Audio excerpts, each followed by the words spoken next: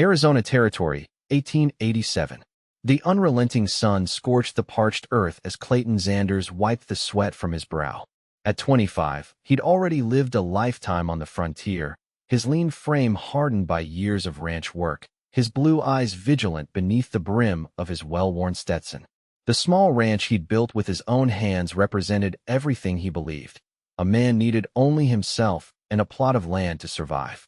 The harsh lessons of the frontier had taught him that depending on others was a luxury he couldn't afford. "Trust gets you killed out here," he muttered to himself, a mantra repeated so often it had become truth. He'd seen too many good men die because they extended their hand to the wrong person. Clayton had vowed never to make that mistake. His 10 acres of scrubland and modest herd of 30 cattle weren't much by territorial standards, but it was his, hard-won and defended alone. The nearest neighbor was 12 miles away, just as he preferred it.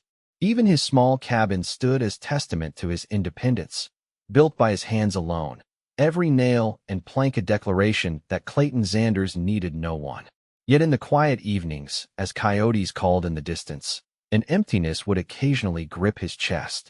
He'd dismiss it quickly, focusing instead on tomorrow's chores, the fence line needing mending, the cattle requiring movement to fresh grazing.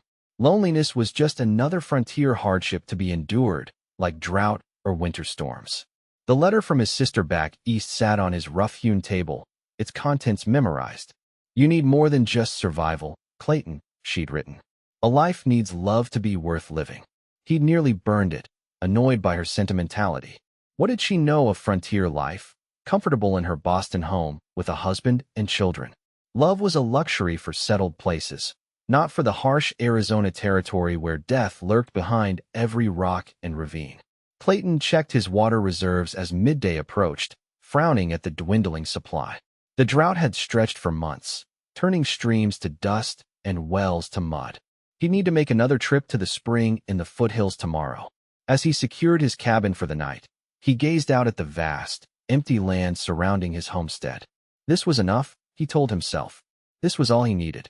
The next morning dawned hotter than the last. Clayton loaded empty barrels onto his wagon, hitched his 2 mules, and set out for the hidden spring nestled in the foothills 5 miles north. The spring was a closely guarded secret. Water meant life in the territory, and men had killed for less. Halfway to the spring, something unusual caught his eye, movement where there shouldn't be any. Clayton reached for the Winchester rifle beside him, eyes narrowing. The territory had been relatively peaceful since the military had forced most Apache bands onto reservations, but renegades still roamed, and outlaws were always a threat. As he drew closer, he saw her. A young Apache woman collapsed beside the trail, her breathing labored.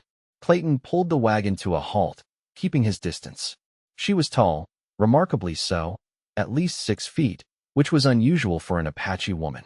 Her traditional dress was travel-stained, and her long black hair fell in tangled waves around her shoulders.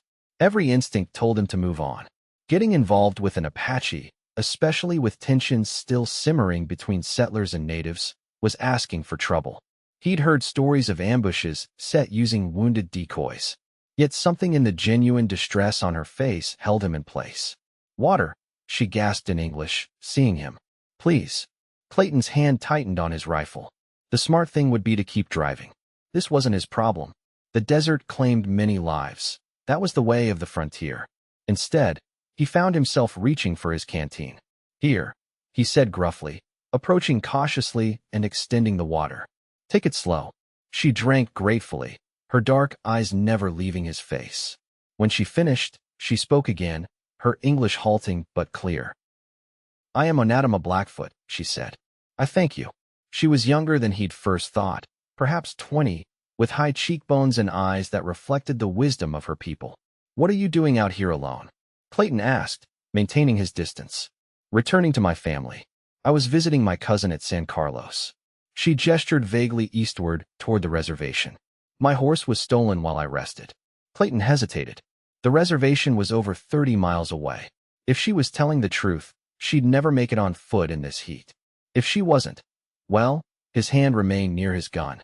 "I can take you as far as the spring," he offered reluctantly. "You can rest there while I fill my barrels." Onatima nodded, accepting his assistance with dignity rather than gratitude. Clayton helped her onto the wagon, noticing how she winced when she moved her right ankle, likely twisted in her journey. The ride to the spring passed in uncomfortable silence. Clayton kept glancing at his passenger, questioning his decision with every mile. When they reached the spring, a small pool nestled between rocky outcroppings and shaded by a cluster of cottonwoods, Onatima slid from the wagon and limped to the water's edge. "This is sacred water," she said quietly after drinking. "My people have come here for generations." "It's on public land," Clayton said defensively. Onatima smiled, a brief expression that transformed her face. "Water belongs to no one and everyone." She gestured to his barrels. "Yet you come prepared to take much." "For my stock," Clayton explained, feeling oddly compelled to justify himself. "There's a drought." "I know of drought," she said simply, watching as he began to fill the first barrel. "My people have always known how to survive it." As Clayton worked, Onatima washed her face and rebandaged her injured ankle with strips of cloth. The easy grace of her movements caught his attention more than once. "You said your family. They're not at San Carlos?" he asked, breaking the silence. "Some of my family refused the reservation," she explained cautiously. "They live in the mountains to the north. Free." Clayton nodded, understanding the implication. Renegades. Apaches who had resisted relocation. His instinct for self-preservation flared again. Helping her could be seen as aiding enemies of the U.S. government. Yet looking at her, he didn't see an enemy, just a young woman trying to return home. "I can take you a bit further north," he heard himself say. "My ranch is that direction anyway." The gratitude in her eyes made him uncomfortable. He wasn't doing this out of kindness, he told himself. Just basic human decency. Nothing more. On the return journey, Onatima spoke more freely, telling him of her life before the reservations, of the mountains and valleys her people had called home for centuries. Clayton found himself listening, drawn to the quiet dignity in her voice. When they reached his ranch, the sun was already low in the sky. "You can rest in the barn tonight," Clayton offered, surprising himself. "I'll give you some supplies in the morning. Should help you reach your people." Onatima studied his face. "You are not like other white men I have met." "Don't be too sure of that," Clayton muttered, but felt an unexpected warmth at her words. That night, after ensuring Onatima was settled in the barn with blankets and food, Clayton sat on his porch, troubled by his actions. Every rule of frontier survival he'd lived by said to avoid entanglements, especially with Apaches. Yet he couldn't bring himself to regret helping her. He slept fitfully, dreams filled with dark eyes and stories of mountains he'd never seen. At dawn, Clayton awoke to an unusual stillness. No birds called. No wind stirred the scrub brush around his cabin. The hair on the back of his neck rose as he reached for his rifle and peered through the window. His blood turned to ice. Surrounding his small ranch in a complete circle stood hundreds of Apache warriors, mounted on horses, their faces painted for war. Their weapons, rifles, bows, lances, gleamed in the early morning light. Clayton counted quickly, at least 300, maybe more. His mind raced. He could barricade himself in the cabin, but they would eventually overwhelm him. He could try to run, but there was nowhere to go. Every escape route was blocked. This was it, he realized with grim clarity. This was how trust got you killed on the frontier. The barn door opened, and Onatima emerged, walking without a limp. Clayton's jaw tightened. He'd been played for a fool. The injured ankle, the story of being stranded, all lies to gain his confidence. To his surprise, Onatima walked directly toward his cabin, her head held high. When she reached his door, Clayton opened it, rifle in hand. "Is this how you repay kindness?" he demanded, gesturing to the warriors. "No," Onatima said softly. "This is how my people repay kindness." From the circle of warriors, an older man rode forward, his bearing regal despite his years. He spoke in Apache to Onatima, who answered at length, occasionally gesturing toward Clayton and the spring.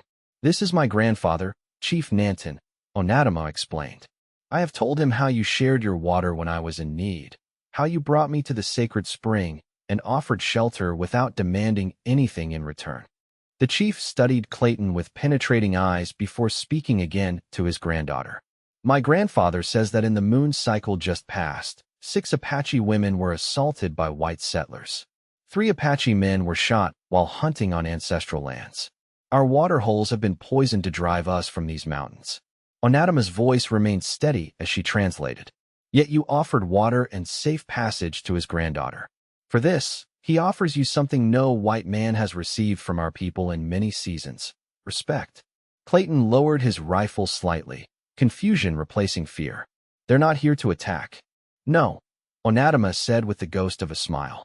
They came to see the white man who showed compassion when others have shown only cruelty, and to ensure I returned safely. As if to confirm her words, several warriors dismounted and approached, carrying bundles. At a word from the chief, they laid these before Clayton's cabin: cured meats, woven blankets, and a beautifully crafted hunting bow. Gifts, Onatima explained, to honor the water shared. Clayton stood speechless, his worldview crumbling around him. These people he'd been taught to fear were offering friendship because of one small act of kindness. The fortress of isolation he'd built suddenly seemed less like protection and more like a prison. Over the next several hours, an uneasy truce blossomed into something more. The chief, through Onatima's translation, explained that his band moved seasonally through these mountains, following ancient patterns. They had observed Clayton's ranch for months, watching how he lived alone, how he respected the land. My grandfather asks why you live without family, Onatima translated, her eyes curious. Clayton hesitated before answering. I lost my parents to fever when I was young. My sister lives back east. Out here, it's safer to depend on yourself. The chief nodded thoughtfully when this was translated, then spoke again at length. He says a man alone is like a single arrow, easily broken, Onatima said. But many arrows together cannot be broken. This is why our people have survived. Not alone, but together. The words struck Clayton deeply, challenging beliefs he'd held as truth for years. As the day progressed, he shared his food with the visitors, and watched in amazement as the warriors helped repair his fence line and roof. Tasks that would have taken him weeks accomplished in hours by many hands. When evening came, the Apaches made camp at a respectful distance from his cabin. Clayton found himself sitting by their fire, listening to their stories translated by Onatima. For the first time in years, he felt something long dormant stirring in his chest: connection.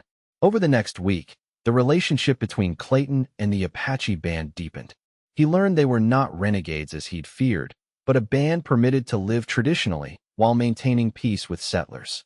They taught him hunting techniques, showed him hidden water sources on his land he hadn't discovered in 3 years of ranching, and shared knowledge of the territory that made survival seem less a constant battle. And through it all, Onatima was his bridge between worlds. Her intelligence and quiet strength drew him like a compass to true north. He found himself watching for her smile, storing away questions to ask her, eager for her company in a way that both alarmed and exhilarated him. Why did you help me that day? She asked one evening as they sat watching the sunset from his porch. Most white men would have ridden past. Clayton considered the question carefully.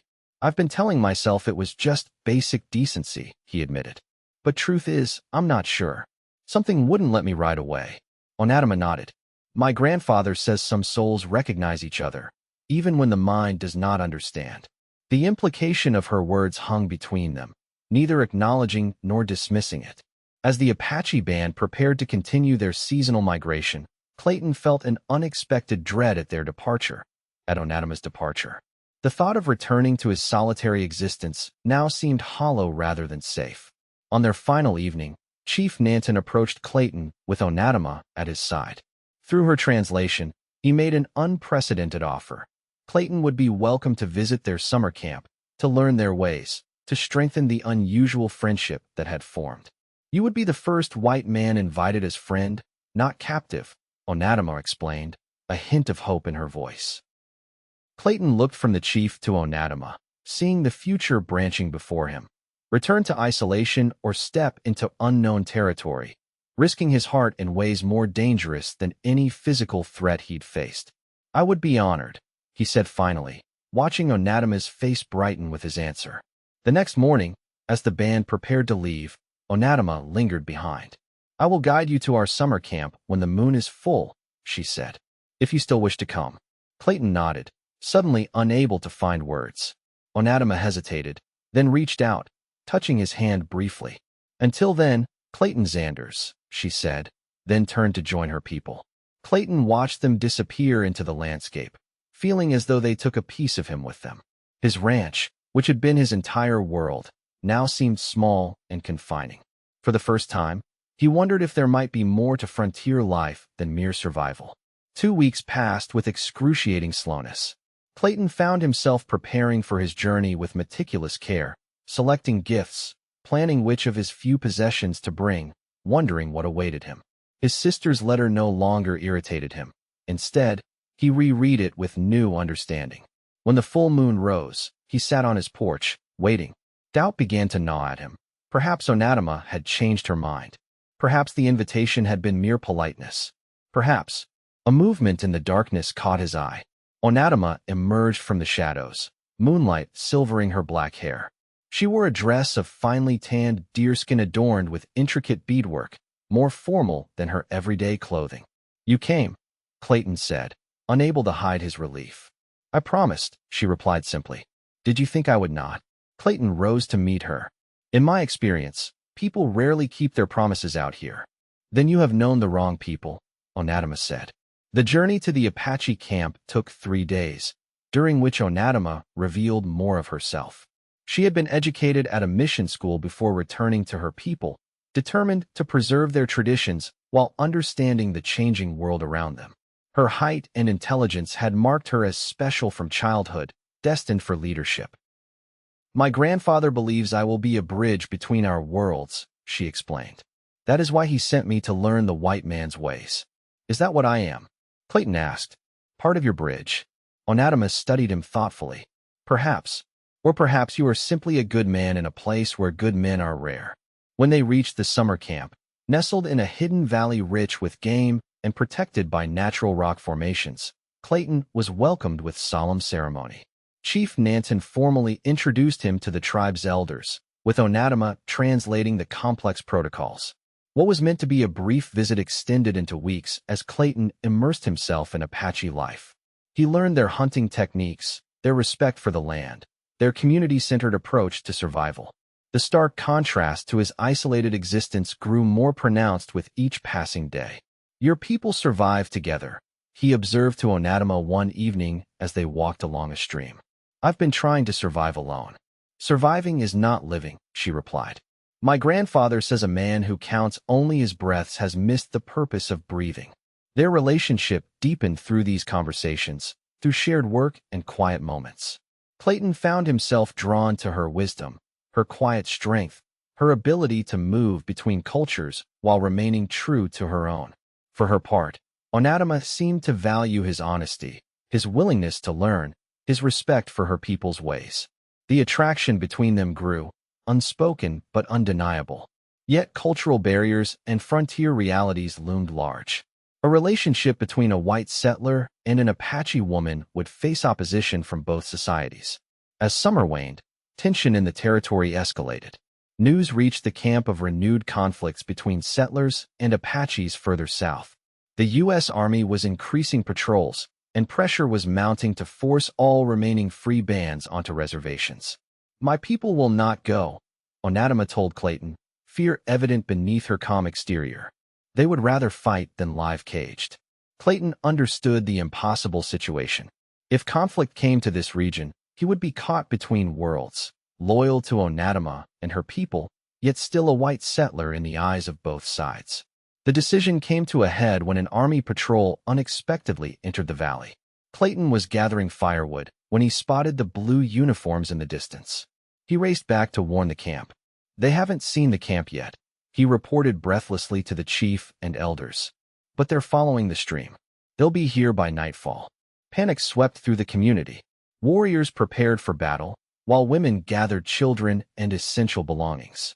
Clayton watched in anguish, knowing that bloodshed would follow resistance.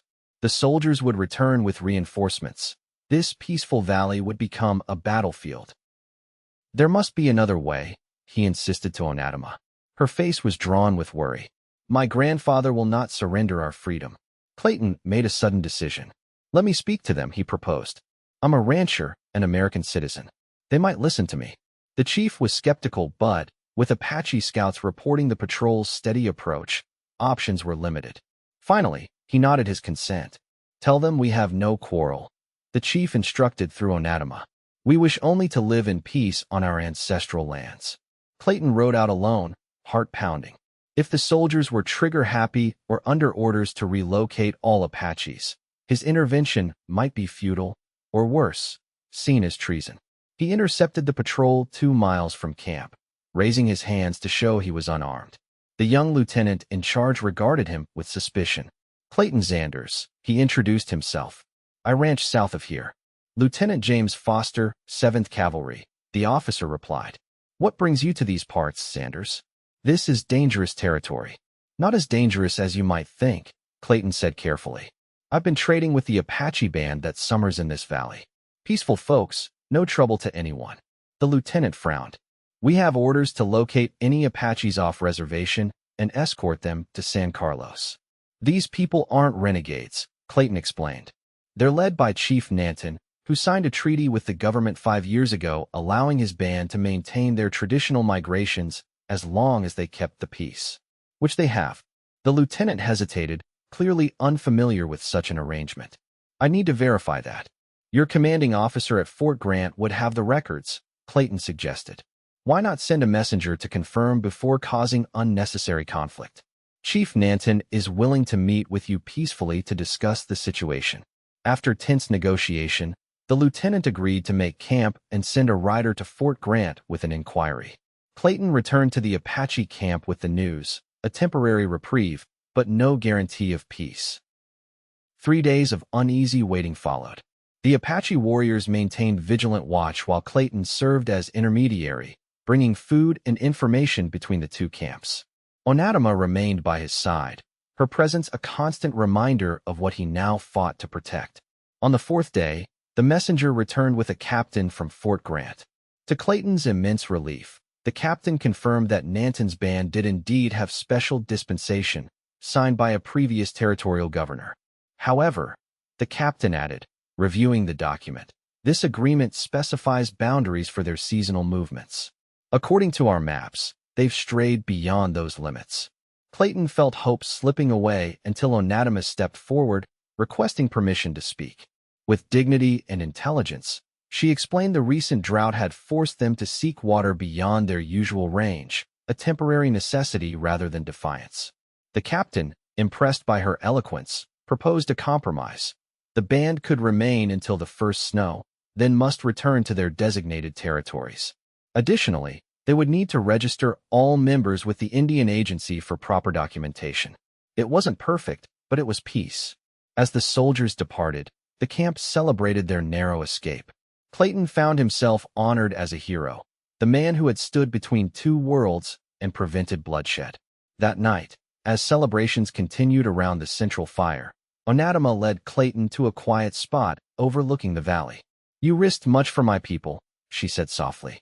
"For you," Clayton corrected, finally voicing what had been growing in his heart. "I did it for you, Onatima." In the firelight, he saw tears in her eyes. "My grandfather believes you were sent by the spirits to help our people. But I wonder if you were sent for me." Clayton took her hand, crossing the final boundary between them. "I've been alone most of my life, believing it was safer that way. Then you and 300 warriors surrounded my ranch, and everything changed." Onatima smiled through her tears. "One man, alone against 300, and you opened your door instead of barring it." "Best decision I ever made," Clayton whispered. Their first kiss was gentle, tentative, a bridge between worlds as fragile as it was beautiful. The months that followed brought challenges neither had anticipated. When Clayton proposed marriage, joining their lives officially, they faced opposition from both societies. The Indian agent objected to a white man joining an Apache band. Settlers near Clayton's ranch threatened boycotts when they learned of his intention to marry an Indian woman. Yet for every closed door, unexpected allies emerged. Clayton's sister traveled from Boston, bringing letters of support from Eastern reformers who championed Native American rights. The territorial governor, pressured by these influential voices and impressed by the peaceful resolution of the potential conflict, granted special permission for their union. Their wedding combined traditions, Clayton in his best suit, Onatima in ceremonial dress adorned with symbols of her clan.